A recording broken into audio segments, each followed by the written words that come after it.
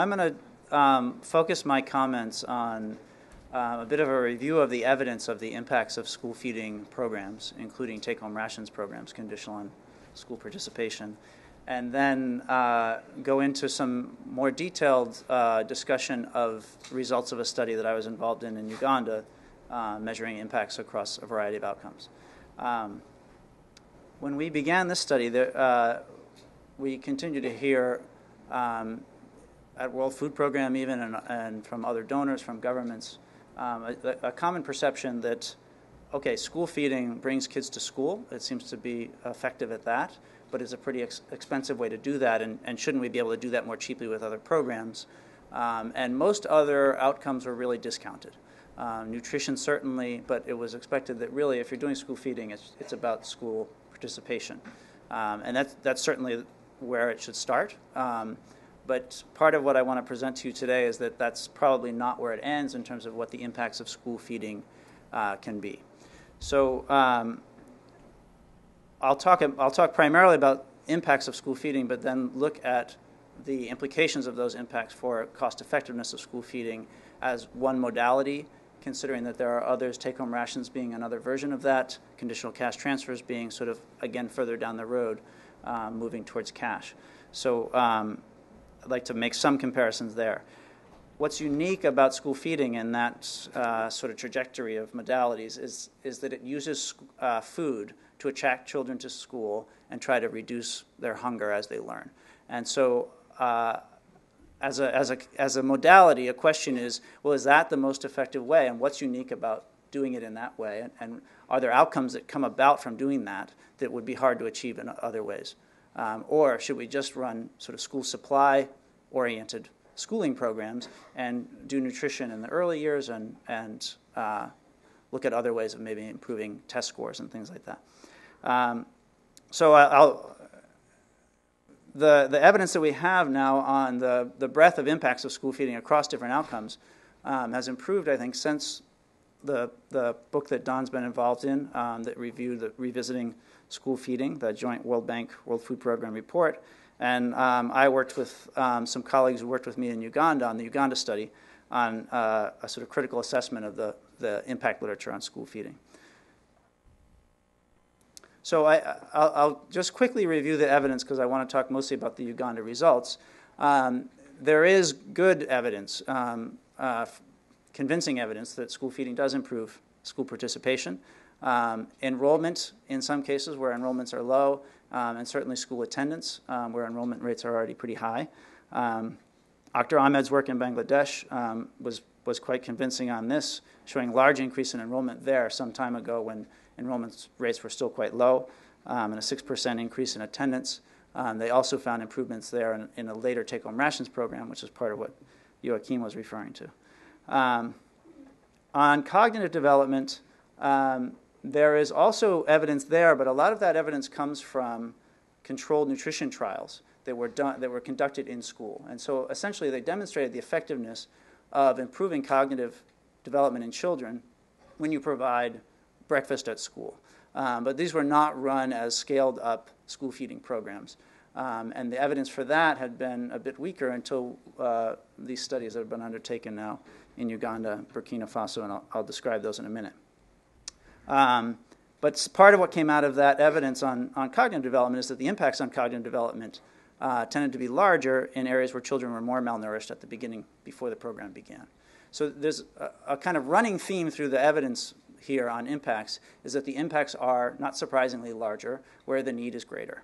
And that's something that's very important, actually, in the design of school feeding programs. That in terms of cost effectiveness, if that's what you're worried about, effective targeting to needy populations is going to be very important. On learning achievement, they're measured typically through test scores. Again, there's evidence that school feeding has an effect. That evidence is a bit mixed because sometimes within one study they have an impact on one set of test scores but not on others. And yet, as those studies that have been well done consistently find that there is something going on there and they're actually improving learning. On the nutrition side, of course, the potential nutrition benefits of school feeding are much more controversial. It has to be true that for nutrition interventions alone, investments in the first 2 years of life, it's hard to beat. In terms of pure cost effectiveness, those investments tend to have the greatest long-run impact. But as Don has indicated, school feeding is an extremely popular program being run everywhere, nearly. And so is it affecting nutrition or not? And if so, in what way? And what can we learn from that? Is there some way that we could design school feeding programs so that they could actually do a better job of improving nutrition? What we do know is that school feeding programs, for the most part, the most carefully designed studies show that children in school feeding programs actually have an improvement in their calorie intakes. That's not surprising, maybe, but it's a good thing. It's what we expect, and it's going on. So it's not that there's massive leakage to other household members or outside the programs, but those kids are eating more. In terms of anthropometry, for the most part, you don't see an effect. And the nutritionists are right, you're too late. And for the most part, you're not going to get big changes in physical growth at children at that late stage. There's what I call limited impacts that are seen in one study were among the most malnourished children in that population who received fortified or animal source foods. So it's not out of the realm, but we wouldn't design the program for that objective. Micronutrient status, there is evidence of an impact on micronutrient status as well. Again, it depends very much on the design of the food, whether it's fortified and what it's fortified with, the initial status, micronutrient malnutrition status in the population. So now I want to talk about this 3-country study that I was involved in that Harold organized that was jointly funded by the World Food Program and the World Bank. Uganda was one of the 3 countries studied. After that, Burkina Faso and Laos is ongoing, actually. And IFPRI and the World Bank, with Harold, we worked together on the Uganda study, and some colleagues at the bank were working with him on Burkina Faso and Laos. And so mostly what I'm going to talk about is results from Uganda, but if I miss something important from Burkina Faso, I hope Harold will correct me. So in our study design in Uganda, we ran a randomized controlled field experiment from 2005 to 2007. We conducted a baseline survey.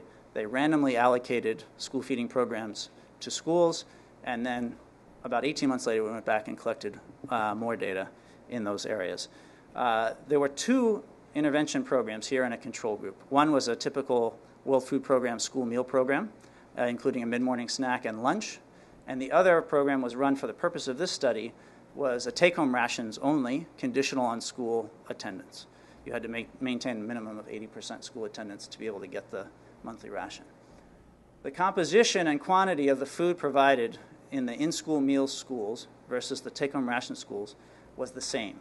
So each child got the same. We sort of tried to fix, if you will, the endowment effect of the program, both in terms of the quality of the food and the quantity. So it's just that children in the take-home ration schools got that as a dry ration once a month, and in fact their mothers would get it and bring it home and prepare that food at home, whereas the in-school meals program was operating in the schools. So in terms of the design of the programs, what was provided was the same. Because we wanted to learn more about the inherent nature of those 2 modalities, at-home preparation versus in school, to see whether there were meaningful differences. It's important to note that there was a lot of food provided. The amount of food provided was just over 1,000 kilocalories per child per day. That's probably about 3 times the size in many other World Food Program programs. And that was in part because of the setting, which was in internally displaced people's camps in northern Uganda. And we went there because that's where World Food Program was preparing to go next. They had not run a program there yet, which was some of the conditions we needed to do a randomized controlled trial. Okay, so I want to review some of what we found in terms of the education outcomes, particularly in terms of school participation. So we didn't find a significant average effect on school enrollment. That's not surprising in Uganda because universal primary education had already been ongoing there as a policy for several years. They had eliminated school fees, and in fact, schools got a transfer based on every enrolled student, so schools themselves had an incentive to make sure they got every kid showing up, or at least enrolling. Showing up was a different issue. But among 6 to 9-year-olds, those who maybe were most likely to respond to this new school feeding opportunity, who were not enrolled at baseline, we found an increased enrollment of 12 percentage points in the course of the study, though this effect was only weakly significant, but suggestive that maybe it was starting to bring the younger kids who would have maybe started later, starting to get them into school earlier. On school attendance in Uganda is taken twice a day, once in the morning and once in the afternoon. And we followed that along with them. We conducted unannounced attendance visits in order to get accurate records of school attendance, because we didn't want to rely on self-reports from the household. We didn't think the school records themselves were going to be very reliable. So we did surprise visits at school. We didn't find a significant impact on morning school attendance. The estimates are positive, but they're not significant. But we did find a significant impact of both in-school meals and take-home rations on afternoon school attendance. The average impact is about 9 percentage points. And that looks like it's a bit stronger in both programs for boys. And again, in take-home rations program, it was very strong at the 6 to 7 grade level. So that's grade 6 and 7 is about when children start to have more demands on their time from within the household. And so if you're sort of keeping kids attending well at those grades, it's an opportunity for maybe having bigger impacts, and that's what we're seeing here from take-home rations. One interesting thing about the comparison between the two modalities for school attendance is that a difference between school feeding and take-home rations is that for school feeding, the incentive to attend school is given directly to the child. The child knows every morning if he goes to school, he's going to get a meal there. And so if it's going to be effective, it may not take much pushing from the parents, particularly in an area where food is relatively scarce, as they were in these camps. Whereas take-home rations, it's much more of an intra-household bargaining situation where parents may need to induce the child to go to school to make sure they get that extra food at home so that there's more food available. The child should also be getting some of that, but the incentives are not as direct to the child. One of the things that we found is that when you model this and control for school quality variables, the size of the school, teacher training, what types of school supplies are available, those school quality variables did not matter to the school attendance decision in the school feeding programs. So when the child is primarily responding to the decision to go to school, they're not also taking account of school quality as much as the parents were, because when you put those variables in the take-home rations model, they matter a lot in terms of whether or not the child will attend school. And so it suggests exactly what we think, which is that the parents are actually playing a bigger role and are also responding to school quality when you're working with take-home rations. Now I'm going to shift to some findings on nutrition from this study. One of the most interesting results we found in nutrition is an effect of both programs, school feeding and take-home rations, on the anemia prevalence of adolescent girls. So we measured iron at the baseline and again 2 years later at the follow-up survey. And you'll see here that this is girls aged 10 to 13. There was a big increase in anemia prevalence among girls in the control group, but actually a slight improvement in anemia prevalence in the school feeding and take-home rations group. These were fortified meals. They had corn, soy blend, and the meals contained 99% of recommended allowance of iron. And so it's more than plausible that this was having an effect on anemia status, and it shows up for girls in adolescence when that need is greatest. So this is a big effect, and again, in some ways, if you're thinking of designing school feeding around school participation, maybe this is a kind of spin-off benefit, but that large of an improvement in anemia prevalence is not anything to sneeze at and could have implications for cognitive development. On anthropometry, we looked at the BMI z-scores for children from both programs and didn't find any effect for children, school-age children, on their BMI. Again, that won't surprise anyone, I think.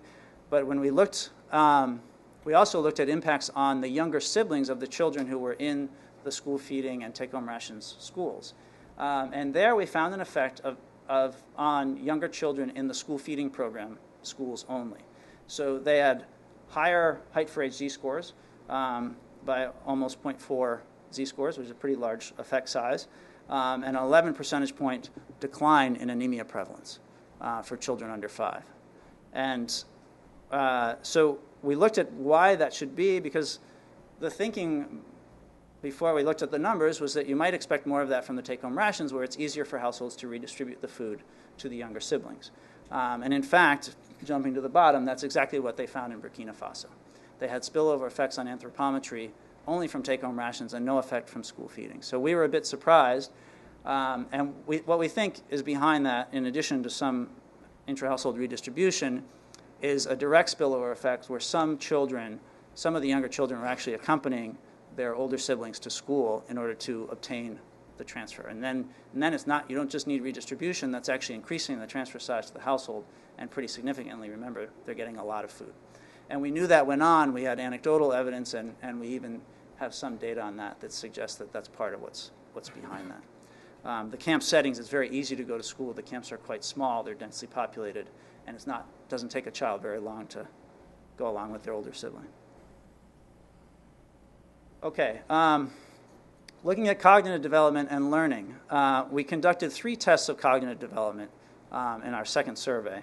A Raven's test, which measures general intelligence and reasoning, Digispan Forward, which is mostly memory, and the Digispan Backward test, which also includes memory and ability to manipulate concepts.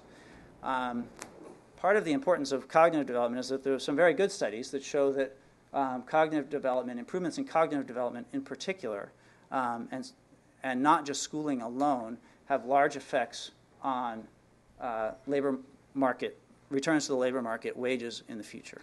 And so it's exactly the kind of growth story that you may be aiming for, where it's beyond just get the kids in school, but are they learning? Are they actually improving their cognitive development? Because that has really potentially significant long-run implications. Our results are that both programs had broad and significant impacts on that third measure of children's ability to manipulate concept, the Digispan Backward test. So across genders and age groups, both school feeding and take-home rations improved children's ability to manipulate concepts. Access to the take-home rations program improved girl scores on all 3 tests. And the effects are weakly significant in the Ravens test, but across the board there for girls, and again at different ages, you see a pretty significant, pretty large impact on girls' cognitive development. And the take-home rations program also, the impact of take-home rations on Raven score was higher than it was for the school feeding program when measured for boys. In terms of learning achievement, both school feeding and take-home rations has a significant effect on the math test scores of older children. The younger children, the scores on average were quite low, and so it may be that the instrument wasn't able to differentiate impacts there, but we saw big impacts on the math test scores of older kids. And the take-home rations program, again, also had significant impacts on the government's primary leaving exam. We contracted to have the test scores for math constructed, but the PLE exam is the sort of high-stakes exam that determines when you leave primary school whether you can go on to secondary school, and if so, which secondary school you could go to. And there, both from household reports and the school records, we saw a significant effect of take-home rations. So the takeaway on that is that the take-home rations program was at least as effective, I would say, as in-school feeding on cognitive development and learning. So a few implications, and I'm almost done. One, in terms of timings of meals. Because take-home rations seems to be doing as well, or nearly as well, in terms of cognitive development and learning, and we know that children who are getting take-home rations ate less food while they were at school. Children in the school feeding program really did get school meals almost every day, whereas take-home rations children were slightly more likely to eat breakfast, but were not dramatically more likely to have lunch than the control group. And a lot of these kids went without lunch, including in the take-home rations program. So it suggests that the timing of meals during the school day is not a critical factor in the effect of school feeding on learning and cognitive outcomes. It's more the endowment effect. It's the fact that the food was available and they were getting it, not necessarily in the morning, but at some time during the school day, and that made them have better attention and better able to learn. So that aggregate effect matters, but the timing is probably not as important as previously thought. It may also be, another contribution to this may be that the school feeding program can be disruptive. Operating school feeding, providing lunch, and a mid-morning snack is actually disruptive. It takes time in the school day. These were internally displaced people's camps that were usually an amalgam of 5 or 6 or 7 local schools.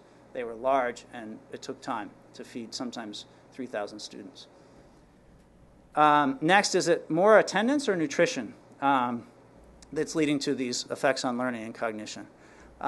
We didn't design it in a way that we could sort of rigorously say that in a sort of crossover design, but the evidence is suggestive. Girls' lower anemia prevalence is probably contributing to their cognitive development, but the pattern of effects across school attendance and the test scores and cognitive development suggests that it's more time in school that's raising the math test scores and cognitive development. We think improvements in iron status is helping, but we see effects even where we didn't see effects on test scores, even where we didn't have an improvement in iron. Lastly, on intra-household flypaper effects, picking up on that literature, how much of the food transfer actually sticks to the child? Well, and the concern there would be that in take-home rations, all of it goes to the dad or it's going to other siblings, and in fact, the proportion that goes to the school-age child could be quite small. Well, our results suggest that either the intra-household flypaper effects of take-home rations are about the same as school feeding, or the school attendance effect is the one that matters for learning and cognitive development, and it's not about improved nutrition. Lastly, just a few lessons then from this study in Uganda. Our Uganda results, I think, emphasize the potential for a broad range of impacts. There's schooling impacts both in terms of participation, also in learning and cognitive development, and some interesting impacts on nutrition for adolescent girls and some spillover effects to younger siblings. The take-home rations program was a bit cheaper to operate, and so that suggests it's somewhat more cost-effective. And the ease of targeting take-home rations to households within schools, as opposed to having a sort of universal provision of in-school meals, suggests that its cost-effectiveness could be brought along even further by doing some targeting of households within school. So an optimal design in many settings may be to combine a small to moderate fortified snack at some time during the school day, and then, in addition to that, a larger transfer as a take-home ration that goes home, but targeted to the most needy households, those that are poorest or those that are least likely to have children attend school. I don't think that's a popular design yet. It's not one, when I've talked with people at World Food Program, that they feel ready to embrace. But if you think about the way that conditional cash transfer programs are operating, we're already doing things like that. And it's worth consideration, I think. And just lastly, part of what's going on in these results, I think, is that the size of this transfer was large, and it was nutritious food, and I think that's going to be important. We didn't randomize the size of transfers, but it's worth considering that that's part of what's driving these pretty strong results.